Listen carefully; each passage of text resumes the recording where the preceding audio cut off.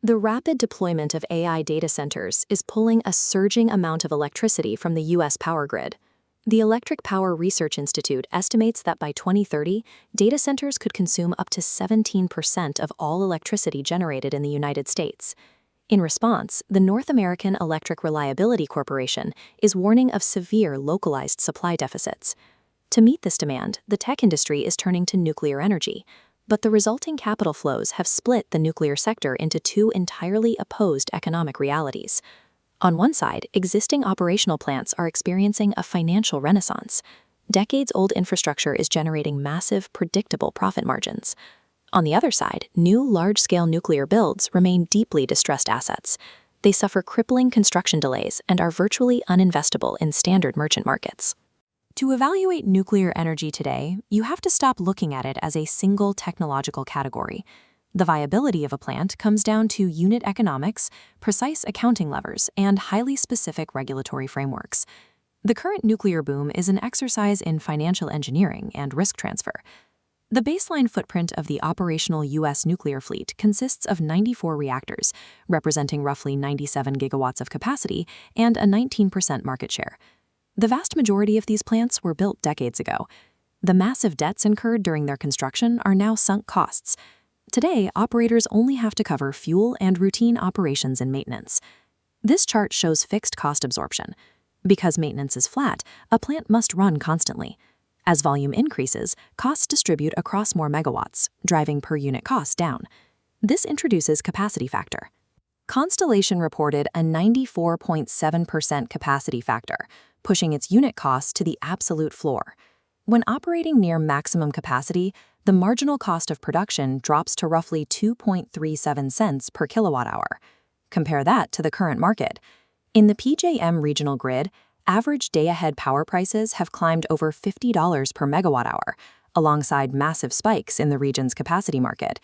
When you combine sunk capital, the credit establishes a horizontal revenue floor. As market prices spike, the tax credit shrinks to zero. But when wholesale prices crash, the credit expands to fill the gap, heavily subsidizing the plant's profit and loss during weak pricing years. Section 45U is a federally funded insurance policy. It guarantees a minimum baseline of revenue, making the existing fleet safer for institutional investors to underwrite. Switch to new advanced nuclear construction, and the math breaks down entirely. The levelized cost of energy for a new advanced plant sits at roughly $81 per megawatt-hour. That is significantly higher than combined cycle gas or utility-scale solar. The bottleneck is pure capital expenditure. Government estimates show that building 2 AP1000 reactors on a brownfield site requires nearly $17 billion upfront. Look at the Vogtle plant expansion in Georgia. The project was initially budgeted at $14 billion. It suffered a 7-year delay, and the final cost ballooned to over $30 billion. The financial mechanism that turns a delay into a crisis is AFUDC, the allowance for funds used during construction. Look at this IRR decay chart. When a build takes over a decade, compounding interest accumulates rapidly. As the timeline extends and debt grows, the internal rate of return for investors collapses before the plant generates a single watt. A merchant generator operating in an open, competitive market cannot absorb this level of upfront capital accumulation. Even with guaranteed demand from AI data centers, a single 12-month construction delay permanently destroys the profitability of a new nuclear project. If the unit economics of new builds are so toxic, how did Georgia Power manage to complete Vogtle Units 3 and 4? The answer is rate-based recovery. Georgia Power does not operate in a competitive merchant market where the business eats its own losses. It operates in a regulated utility market. This diagram maps financial risk.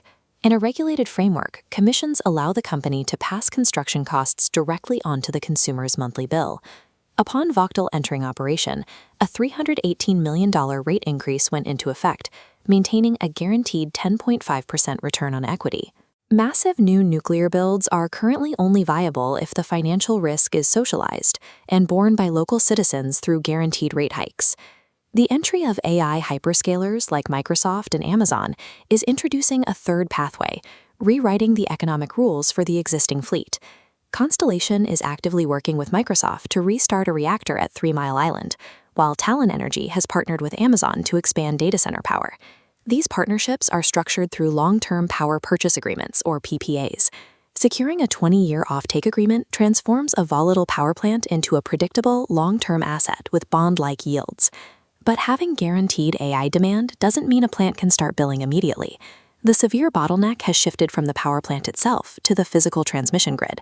This timeline compares corporate ambition with grid reality. While Constellation aims to have 3 Mile Island commercially operational by 2027, the regional grid operator's interconnection queue shows delays extending out to 2031. Federal regulators and regional grid operators are currently entrenched in complex debates over tariff revisions and the rules for co-locating data centers.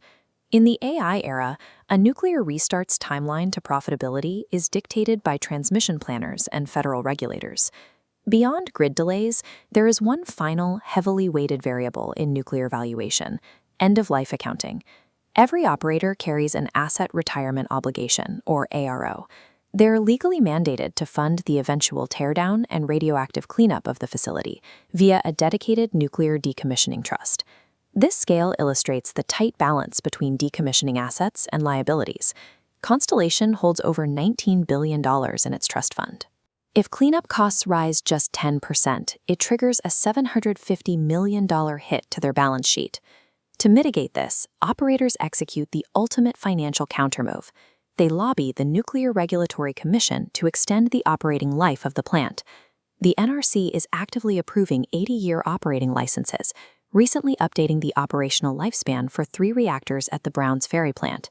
Securing an 80-year license extension pushes a massive decommissioning liability decades into the future, while unlocking 20 extra years of pure cash flow with zero new construction costs. Concluding that nuclear energy is simply too expensive is inaccurate. Nuclear is no longer a single asset class. It operates across 3 entirely different financial vehicles. First, existing merchant fleets backed by AI purchase agreements and federal tax floors operate as highly lucrative cash-generating assets. Second, dormant restart projects are highly profitable on paper, but carry severe multi-year grid interconnection risks. Third, new large-scale builds remain massive capital traps. They are unworkable unless regulated structures force local ratepayers to absorb the cost of delays. As artificial intelligence drives intense power demand, the winners in the nuclear space won't be determined by reactor physics. They will be determined by offtake contracts, tax accounting, and grid regulatory strategy.